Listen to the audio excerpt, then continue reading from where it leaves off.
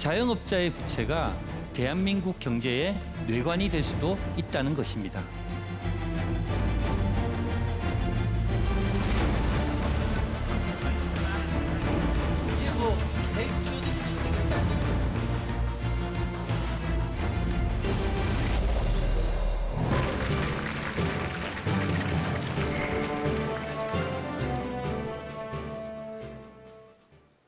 얼마 전에 제 눈에 띈 게임 하나가 있었는데요. 퇴직 후 치킨집이라는 게임입니다. 혹시 들어보셨어요? 제목이 재밌죠? 들어보신 분이 계시네요. 그죠? 게임을 시작하면 일단 치킨집 경영을 하게 됩니다. 근데 창업을 하려면 대출도 받아야 되고 직원도 뽑아야 되고요. 임대료도 내야 됩니다. 이렇게 빚을 내가지고 창업을 했는데 장사가 잘 안 되면 또 대출을 받고 그러다가 결국 파산하는 것으로 게임이 끝납니다. 현재 우리나라의 경제활동 인구 중에서 4명 중에 1명이 자영업자입니다. 4명 중에 1명이라고 하면은 언뜻 와닿지 않으시죠? 우리가 이게 얼마나 높은 수준인지 한번 살펴보도록 하겠습니다.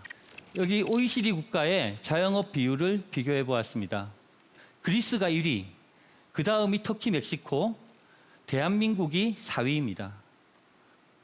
그리스, 터키, 멕시코가 관광국가라는 점을 생각해 보면 우리나라의 자영업자의 비율은 가히 세계 최고 수준이라고 할 수 있겠죠.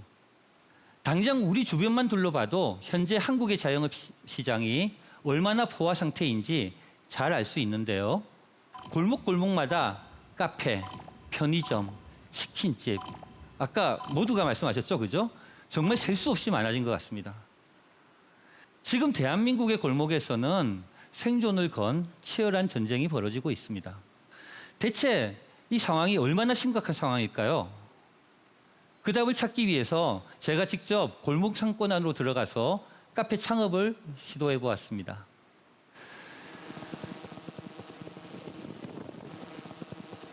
제가 도전한 곳은 서울의 대표 상권으로 꼽히는 합정동 카페 거리입니다.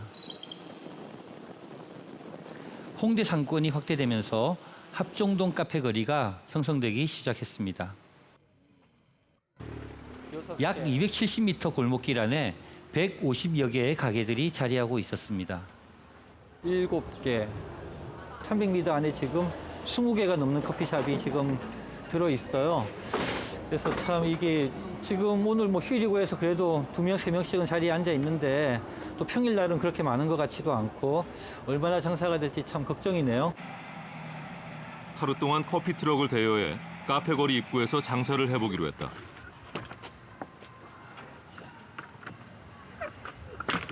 너무 그렇게 꽉 안 주셔도 괜찮아요. 각종 재료와 필요한 기계를 준비한 뒤 실제 카페 사장의 도움을 받아 커피 제조 방법을 배웠다. 들어왔어요. 그다음 오른쪽 쭉. 예, 그렇죠. 그다음에 합정역의 33평방미터 가게를 기준으로 한 임대료는 평균 200만 원.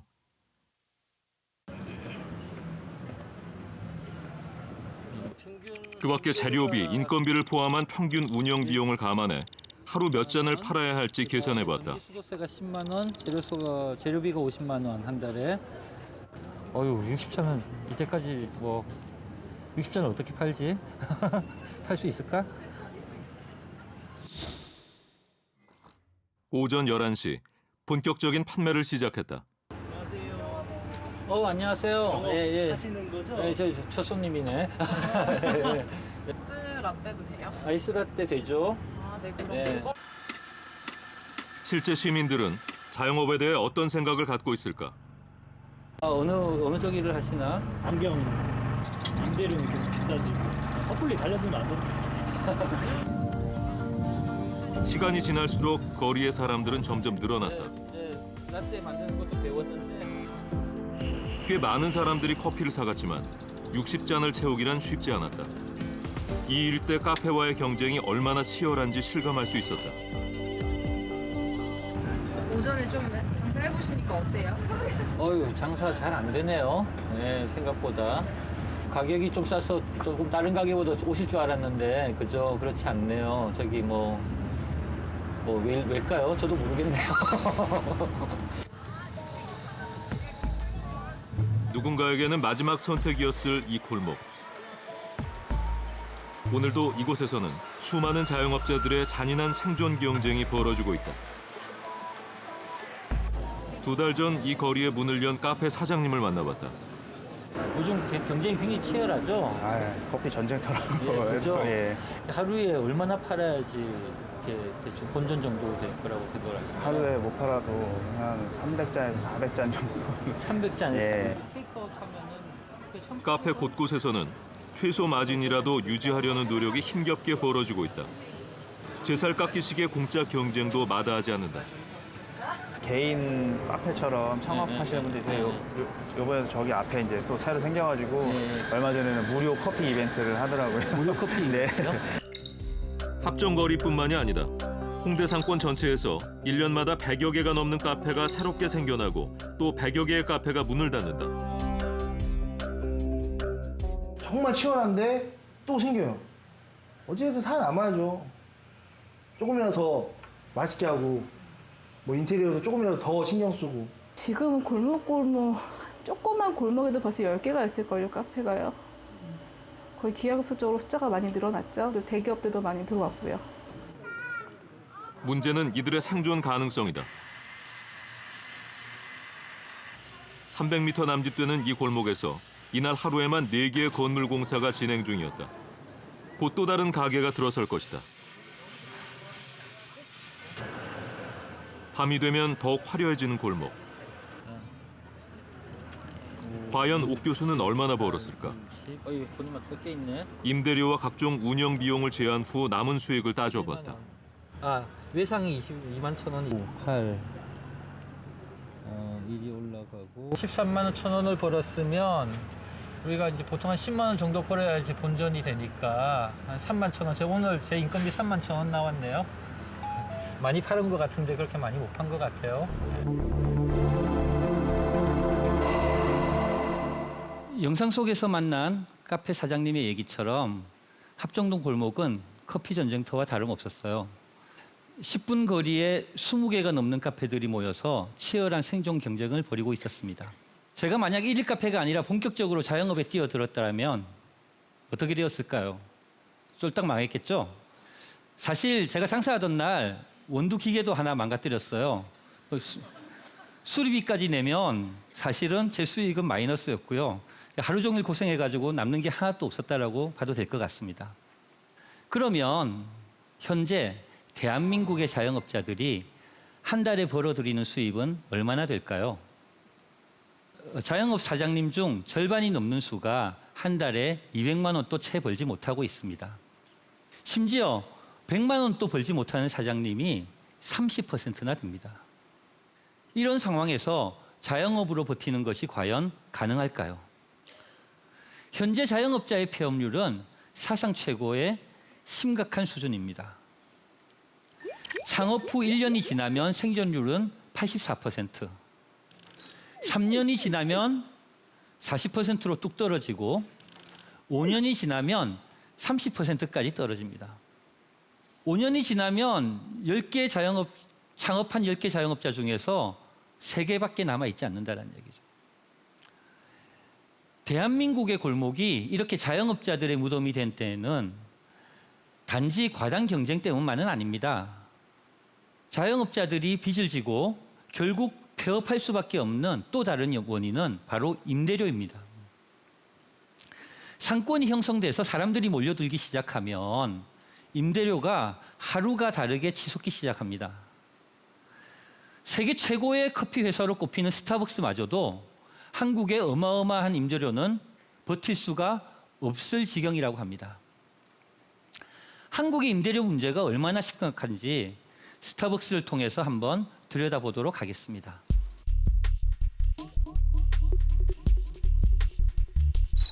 대한민국 5대 상권 중 하나인 홍대 거리입니다. 홍대 상권 안에 자리한 스타벅스 한 곳을 찾았는데요. 네, 뭐 학교들 스타벅스는 커피값이 비싼 것으로 잘 알려져 있습니다. 스타벅스 앞에 이제 우리가 왔는데요. 고가로 팔고 있어가 수익 나지. 사실상 그 원가 대비 굉장히 고가잖아요. 커피 한 잔이 굉장히 비싸잖아요. 거의 뭐 식사 한 끼 수준이라고 뭐 해도 과언이 할 정도로 아무래도 딴 데보다는 딴 커피숍 먹는 데보다는 상당히 좀 비싼 걸로. 우리나라 스타벅스 커피값은 세계에서 두 번째로 비싸다. 그런데 이들의 영업 수익률은 뜻밖의 결과를 보인다. 높은 커피 가격에도 불구하고 영업이익률에서는 고전을 면치 못하고 있는 상황. 대체 무슨 이유 때문일까? 문제는 임차료에 있다. 한국 스타벅스가 임차료로 지불하는 금액은 해마다 가파르게 증가하고 있다.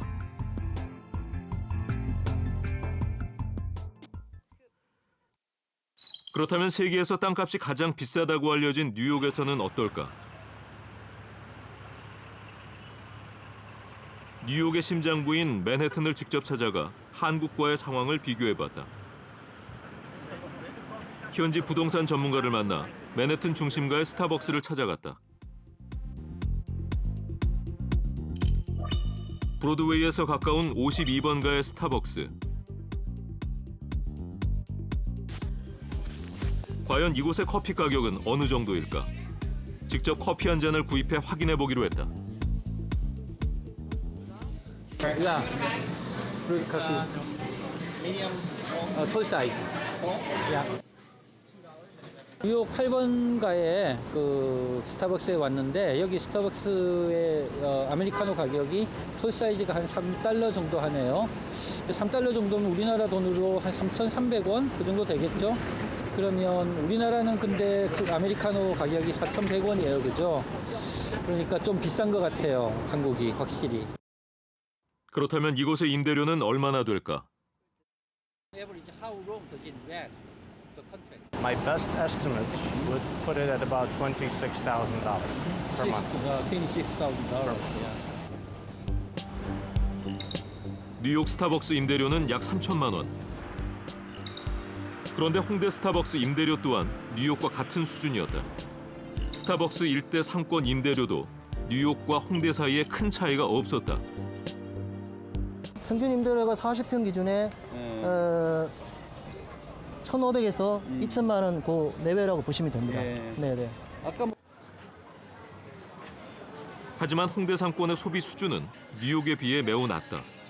이곳 상점들은 높은 임대료에도 불구하고 저렴한 가격의 옷가게나 음식점들이 대부분이다. 서울의 물가, 임금, 구매력은 모두 미국 뉴욕의 절반 수준. 대한민국의 자영업자들은 세계 최고 수준의 임대료를 감당하며 힘든 싸움을 벌이고 있다.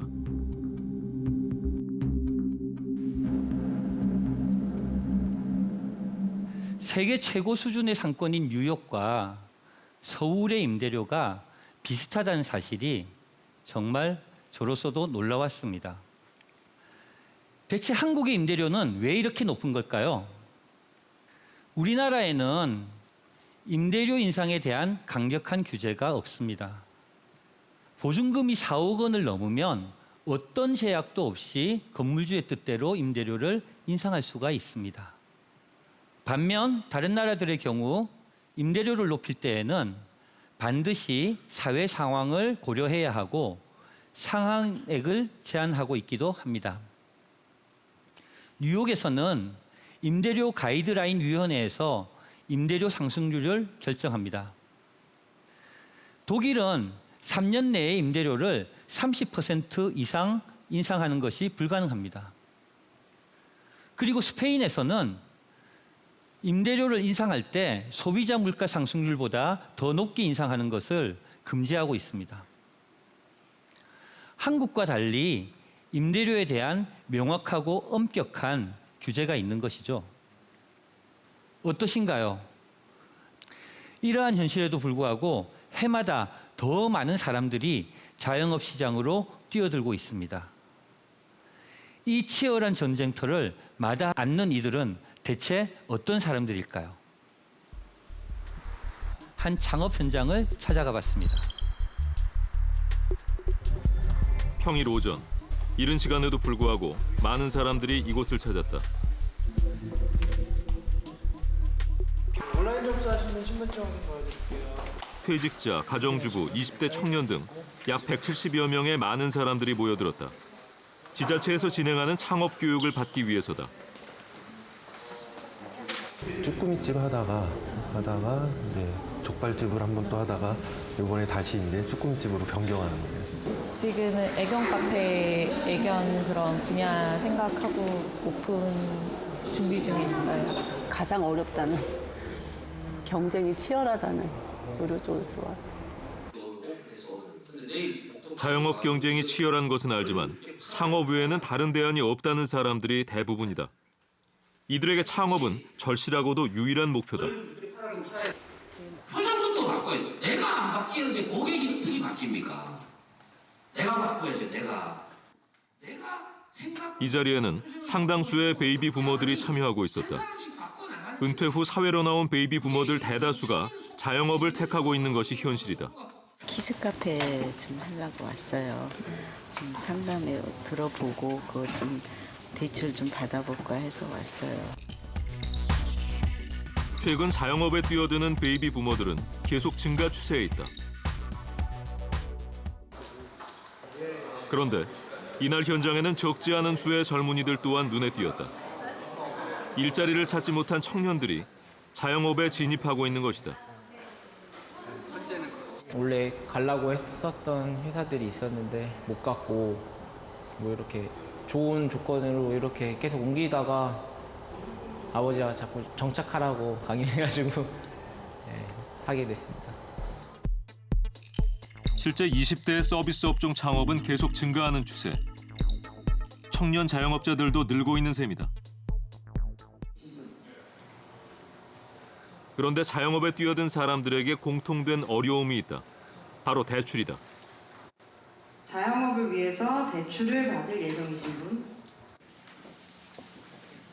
이곳에 참석한 약 80% 이상의 사람들이 대출을 받을 예정이었다. 대부분의 자영업자들은 빚과 함께 창업을 시작하는 것이다. 그게 총액이 한 8억 정도가 있어야지 돼요. 그런데 내가 지금 가진 게 3억 5천밖에 없어요. 그래서 4억 5천이 필요한데 제가 그전에 가지고 있던 비용 자금 갖다가 지금 쓰고 있는 상태고 그래서 이제 아마 대출이 좀 이루어져야 될 것 같고 저번 주에 이제 은행에서 해가지고 오늘 통보 받았어요. 대출됐다고. 자영업자들의 대출 누적액은 점점 증가하는 상황. 결국 자영업자의 부채는 한국 경제 전체의 불안 요인이 될 수 있다.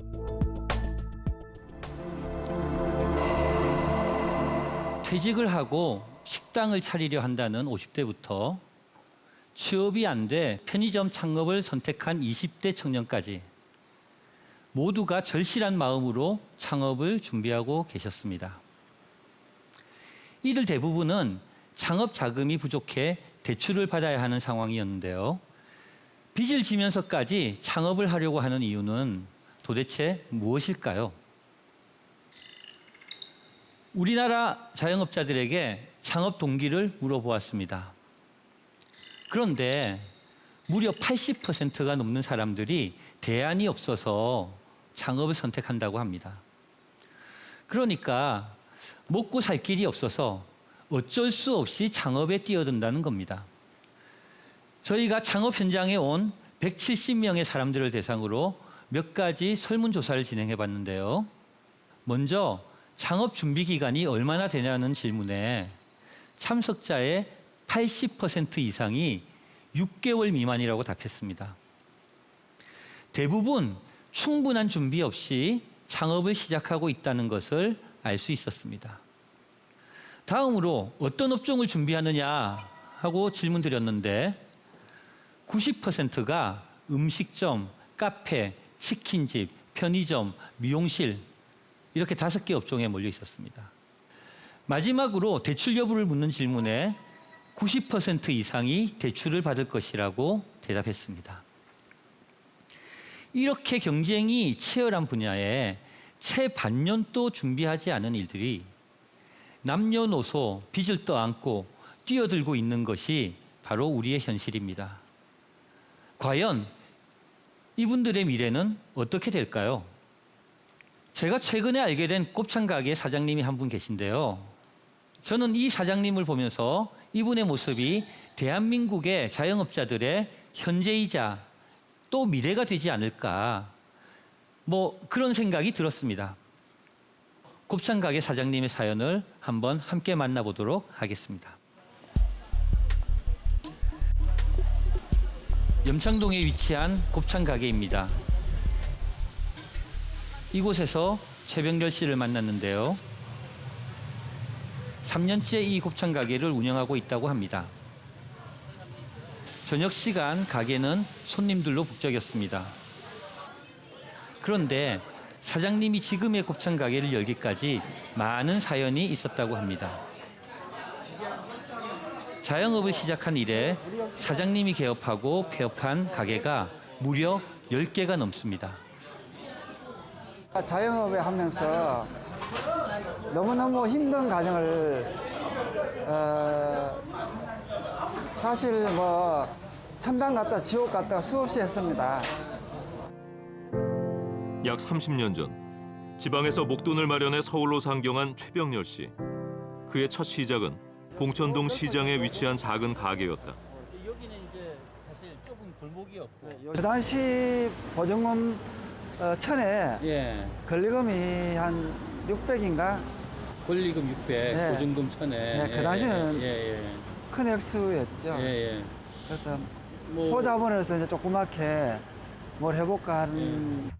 소자본으로 봉천동에서 시작한 가게가 잘 되면서 다른 지역으로 가게 평수를 넓혀갔다. 그러다 서울의 중심 종로로 진입했다. 이곳에서는 작은 소주방을 운영했다. 아, 이 자리네. 이 자리에서 장사했네, 내가. 바로 여기에요. 아유. 여기서 장사했어요. 그리고 여기서 생애 첫 대출을 받게 된다. 이 가게를 하자니 2천 정도 부족하더라고요. 그래서 생각해서 대출을 받았죠. 2천을 대출을 받아서 8천을 이제 투자비로 사용했던 거예요. 처음으로 2천만 원의 빚이 생겼다. 이 시기 IMF의 난관을 겪기도 했다. 하지만 다시 곱창 가게를 시작하며 재기에 성공했다. 사장님 맛있어요, 맛있어요 이렇게. 그러면서 사장님 너무 가게가 매장이 적습니다. 좀 넓히십시오 이런 소리도 많이 듣고요. 곱창 가게가 잘 되자 2012년 드디어 대한민국 최고 상권인 홍대로 진출하게 된다. 담보 대출 내서 인생 승부처라 하는 마음으로 평생에 해왔던 음식을 마음껏 펼쳐보려고 투자를 가감하게 했죠. 한 5억 투자했어요. 5억 정도? 네. 5억이나. 사업을 확장하면서 5억의 빚이 생겼다. 대출금 5억 원으로 번듯한 건물의 곱창집을 2층으로 열었다. 하지만 이곳에서 대부분의 자영업자들이 임차인으로서 겪는 아픔을 겪게 된다. 1년 5개월 만에 집이 팔렸어요. 네네네. 그래서 집을 팔리는 바람에 새로 들어오는 임대인이 가게 비워달라. 본인이 직접 장사하니까 나가달라. 세상이 참 모망스럽더라고요.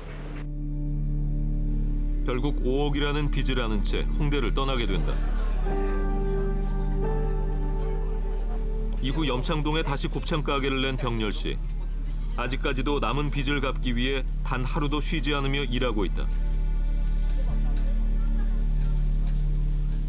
제가 한 5억 한 5천 정도. 5억 5천 정도. 이 가게에서 열심히 해서 이자만 꼬박꼬박 내고 저 집이 해결될 때까지만 버틴다면은 또 재기의 기회는 있다고 봐요. 제가 만난 곱창 가게 사장님은 올해 57세로 베이비붐 세대입니다. 그간 열심히 일하셨으니 이제는 자리를 잡고 돈도 많이 벌지 않으셨을까 생각했는데 현실은 정반대였습니다. 현재 우리나라 자영업 시장에 가장 많이 진입하는 연령대가 바로 50대입니다. 50대 자영업자의 가장 보편적인 상황을 알아보기 위해 가상의 자영업자 한 분을 모시고 이야기를 나눠보도록 하겠습니다.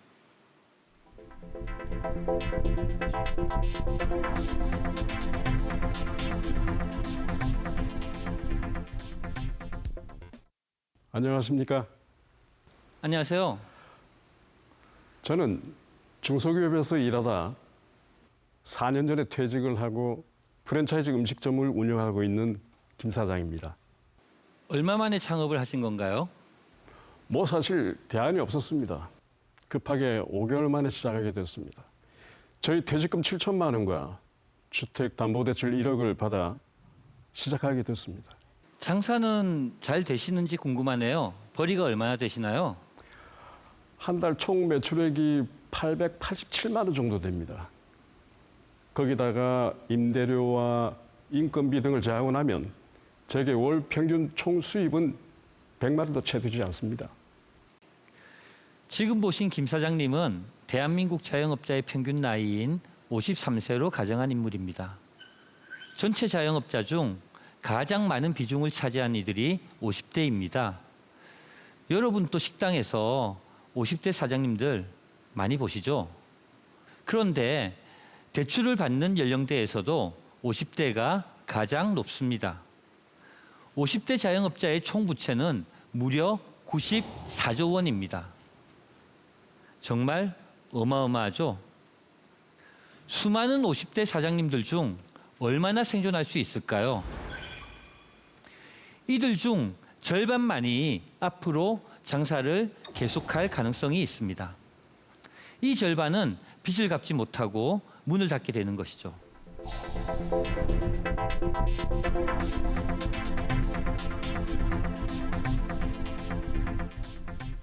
자영업자의 부채는 단순히 특정 계층의 문제만은 아닙니다.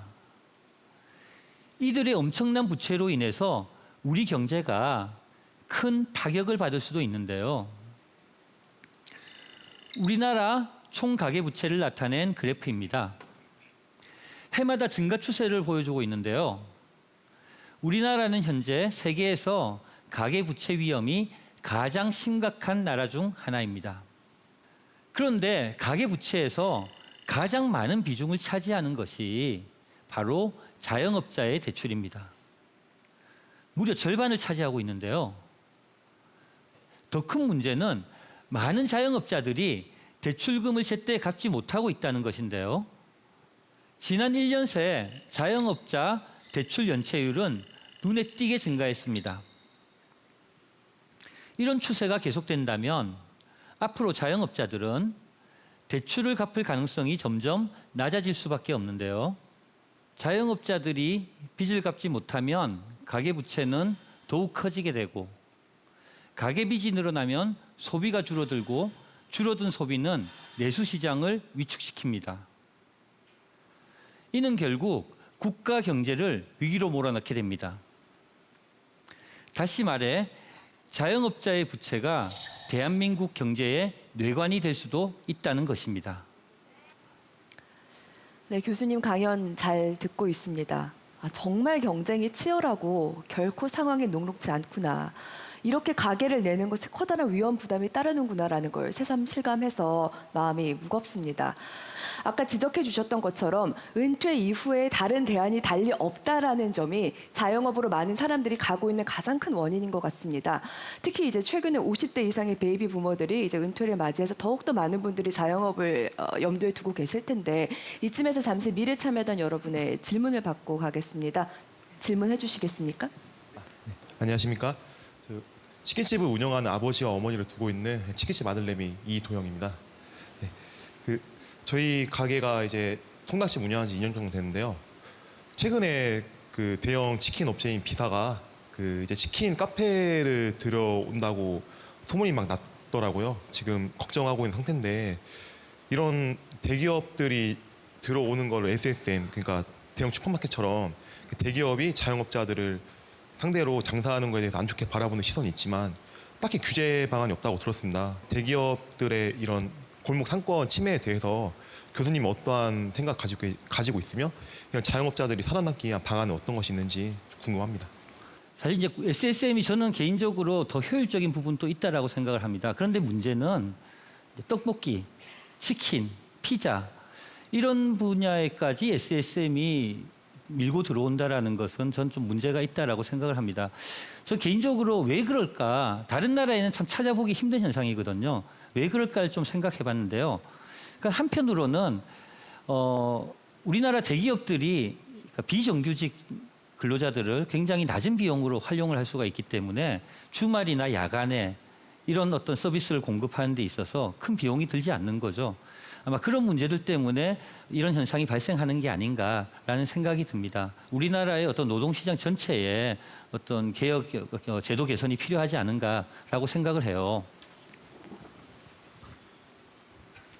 교수님께서 자영업자가 몰락하면은 한국 경제가 어렵다고 했습니다.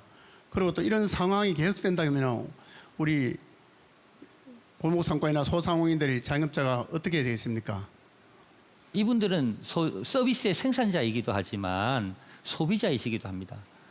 이분들은 가게에서 치킨을 파는 분이시지만 나가서 이발도 하고 옷도 사고 밥도 사 먹는 그런 분들이란 말씀이죠. 사실 이분들이 소득이 어느 정도 유지돼서 경제의 중산층 역할을 해주셔야지 경제 전체의 소비 지출이 어느 정도 수준으로 유지가 되는 거죠. 만약에 이분들이 부채에 허덕이고 소득이 낮고 이렇게 되면은 경제 전체에서 수요가 줄어드는 방식으로 결과가 나타날 것이라고 생각을 합니다. 지금 대한민국의 660만 자영업자들은 벼랑 끝에 서 있습니다. 이들의 추락은 한국 경제의 추락이 될 수도 있습니다. 그렇다면 이제 우리는 어떤 대책을 마련해야 하는 걸까요? 최근 미국에서 화제가 되고 있는 한 도시가 있습니다. 버몬주의 벌링턴인데요. 벌링턴은 한 조사에서 미국에서 자영업하기가 가장 좋은 도시로 꼽힌 곳입니다. 최근 이 작은 도시가 한 정치인 때문에 유명해졌습니다. 그는 바로 버니 샌더스입니다. 버니 샌더스는 8년간 시장직을 역임하면서 이 작은 도시를 변화시켰습니다. 벌링턴을 찾아가 보았습니다. 인구 4만의 작은 도시 버몬트주의 벌링턴을 찾았습니다. 버몬트 전체 비즈니스의 약 97%가 소상공업이라고 합니다. 여기 조그만한 건물들이 많고 약간 좀 유럽 분위기도 나는 것 같아요. 이 마을에 들어서면 가장 먼저 눈에 띄는 곳이 있다. 바로 벽 한 면에 그려진 대형 벽화. 이 대형 벽화 속 주인공들은 마을에서 실제 가게를 운영하고 있는 자영업자들이다. This is me and that's Bernie. Yeah. 그리고 그들 속에는 버니 샌더스가 있다. 1981년부터 4차례에 걸쳐 벌링턴 시장직을 연임해온 버니 샌더스. 그는 소상공인의 활성화에 앞장서며 다양한 정책을 내놓았다. They want some fundamental changes in the way business is done in this state, and that's an incredible victory. 버니 샌더스는 소상공인을 지원해 자영업을 키우는 것이 곧 지역 경제를 살리는 일이라고 주장해왔다. 이곳에 들어선 가게들은 한 가지 특징이 있는데 규모가 크지 않다는 것이다. 6, 7 내부 폭으로 한 큰 걸음은 한 7보폭 정도 되네요. 여기 대체로 이제 요 정도 되는 건물들이 많은 것 같아요. 그래서 여기에 아마 이제 그 큰 브랜드들이 아마 잘 못 들어오는 것 같아요. 벌링턴 시내에서 대형마트를 찾기란 쉽지 않다. 작은 상가들을 발전시킨 버니 샌더스의 정책 때문이다. Walmart, Shaw's, which I don't see. Is there those stores around here? They're not in Burlington. They're in some of the outlying suburbs. I think Burlington's been pretty deliberate about making sure that the bigger stores stay away. Mostly the big box stores are at least 15 minutes away. 대형 마트 대신 버니 샌더스가 이뤄낸 것은 지역 내 협동조합인 시티마켓이다. 지역 시민의 4분의 1이 시티마켓의 조합원으로 활동 중이다. 이들은 지역 내에서 생산되는 물품들을 위주로 판매하고 소비한다. This is Vermont cold milk. And it is part of our lending program where we saw an opportunity with Monument Farms to offer a milk that was affordable and that could be serve the greater community. 2002년 대형 슈퍼마켓 체인 휴스가 벌링턴에 들어올 예정이었다. 하지만 시청은 지역 경제에 대한 기여를 고려해 시티마켓을 더 확장하기로 했다. 지역 생산품을 더 많이 생산하고 소비함으로써 지역 사회에 더 많은 이익이 돌아가게 하는 시스템. 이것이 시티마켓의 힘이다. I think there is tremendous benefit in supporting the local economy, ensuring that investments that are made within the city stay within the city, and that even in the shorter or longer term, that allows the city to thrive.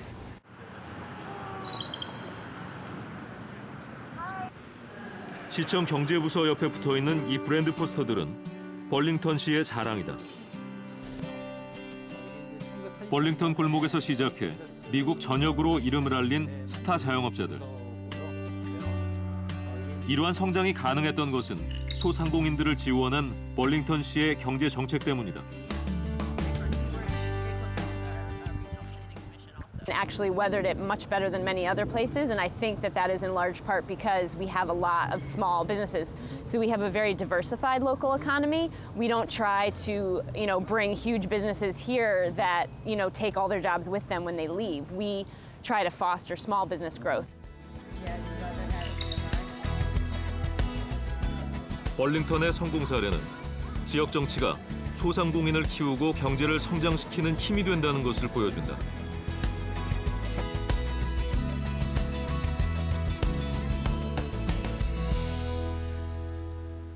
제가 벌링턴에 가서 가장 인상 깊었던 것은 마을 주민들이 한결같이 자영업자들의 가게를 응원하고 지지한다는 것이었습니다. 이들은 대형마트나 대기업 브랜드가 아닌 지역 삼정을 이용하는 것이 주민으로서 다해야 할 책임이라고까지 얘기합니다. 자영업자들이 성장하면 지역 경제에 어떤 보탬이 되는 걸까요? 벌링턴의 시티마켓에서는 지역에서 생산된 제품을 중심으로 판매를 합니다. 소비자가 이를 구매하면 그 이윤을 다시 지역 생산자에게 투자해서 더 좋은 제품을 만들도록 합니다. 이렇게 지역 사회 내에 돈이 돌고 도는 선순환 구조가 이루어지는 것입니다. 또한 대기업에만 의존하는 도시에 비해 안정된 자영업이 많은 도시는 경제 위기에 흔들림이 적습니다. 실제로 2010년 불황기에 다른 도시들이 10%의 실업률을 보일 때 벌링턴의 실업률은 5%에 불과했습니다. 자영업자가 성공할 수 있는 환경을 만들고 그들을 적극 지원함으로써 벌링턴은 놀라운 성공 스토리를 써내려가고 있었습니다. 결국 자영업을 살린 것은 변화를 이루어내겠다는 책임 있는 결단과 소신이었습니다. 다시 말해 정치의 힘이라는 것입니다.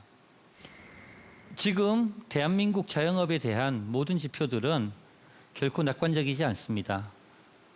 OECD 최고 수준의 자영업 비율, 베이비 부머의 준비되지 않은 자영업 진출, 일자리가 없어 자영업을 선택한 청년들, 그리고 한 해 100만 명이 창업을 하고 그중 80만 명이 폐업을 하는 현실, 어떠신가요?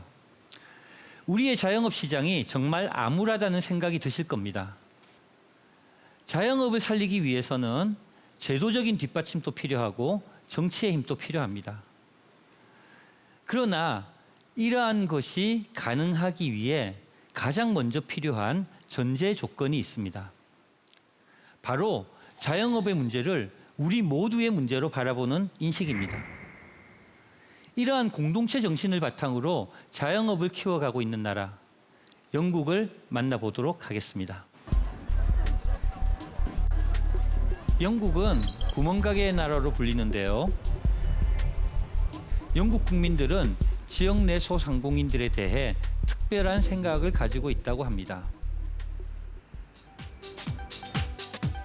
영국의 한 보고서에 따르면 영국 소비자는 작은 가게를 선호하고 소비자의 70% 이상은 자영업자가 지역의 정체성을 살리는 역할을 한다고 생각한다.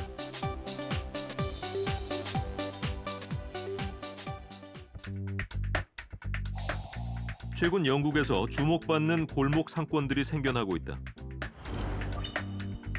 그중 한 곳인 요크시에 있는 비쉬로드.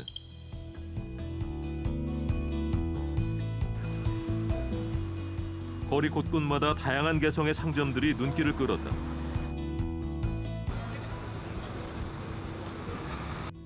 그런데 한 상점 앞에서 라디오 인터뷰가 진행되고 있었다. We won the award for the best local parade in Britain, but we also won the winner of winners as the overall winner of the whole. I'll leave you to your guess. Yeah, well, thank you. And back to you. 영국은 해마다 최고의 골목 상권을 선정해 상을 주는 하이스트리트 어워즈를 개최한다. 지난해 수상 지역은 바로 비쉬로드였다. 그러나 10년 전까지 이곳은 극심한 침체기를 겪고 있었다. A local factory closed, Terry's Chocolate Factory, and that was a loss of a lot of local jobs. At that point, there was a lot of worry and concern about what was going to happen to this parade. Was it going to die, or was it going to survive? And in actual fact, 영국 정부가 매년 하이스트리트 어워즈를 개최하는 것은 골목 상권을 살리기 위한 노력의 일환이다.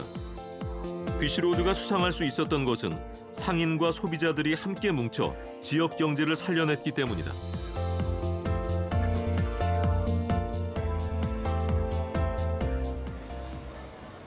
지난 5월 비쉬로드에서는 소비자와 상인들이 함께하는 작은 파티가 열렸다.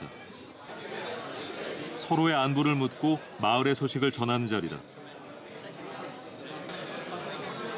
그리고 잠시 후 진지한 토론이 열렸다. 토론의 주제는 어떻게 하면 지역 상권을 살릴지에 대한 것이었다. We can start the process of creating a guiding vision for the city, and I would humbly suggest that we start by asking its citizens. Please, if you are a politician, 결국 이들은 골목 상권을 살리기 위해 공동체의 노력이 필요하다고 주장한다. The ideal relationship is, as a shop, realise you're part of that community. Yeah. Corporate business is not interested in that. Corporate business wants to go in and take its revenue. Local businesses are part of the community. The money we earn from people from this community spend in this community, we go and spend back in this community. 한 연구에 따르면 소상공업이 활성화될수록 지역 사람들 간의 공동체 정신이 강한 것으로 나타났다. 또한 골목 상권이 살아나면 지역 경제 전체도 성장하는 효과를 불러온다.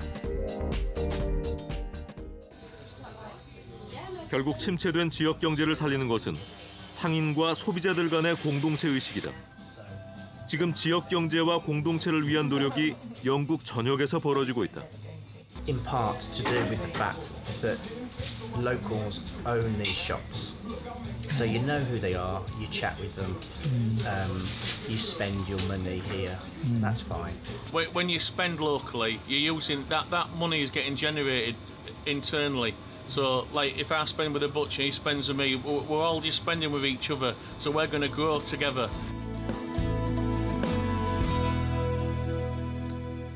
지역에서 성장한 자영업이 많으면 많을수록 지역은 특색 있는 모습을 갖추게 되고 개성 넘치는 거리와 상권이 형성되고 그것은 곧 지역의 경쟁력이 됩니다. 다시 말해 자영업이 곧 지역 사회의 힘이 되는 것입니다. 그리고 그 바탕에는 상인과 소비자가 지역 공동체를 위해 함께 연대하고 뜻을 모으려는 노력이 있었습니다. 자, 다시 우리의 현실로 돌아와 볼까요? 이번 20대 국회의원 선거 당시 각 당에서 지역의 대형마트와 쇼핑몰을 건립하겠다는 공약을 앞다투어 내놓았습니다. 대형마트를 만들겠다는 공약은 아직까지 우리나라에서는 유효한 것 같습니다. 그러나 지역의 경제를 발전시키고 나아가 국가를 성장시킬 수 있는 진정한 방향은 무엇인지 이제 우리는 그 근본적인 답을 찾아야만 합니다.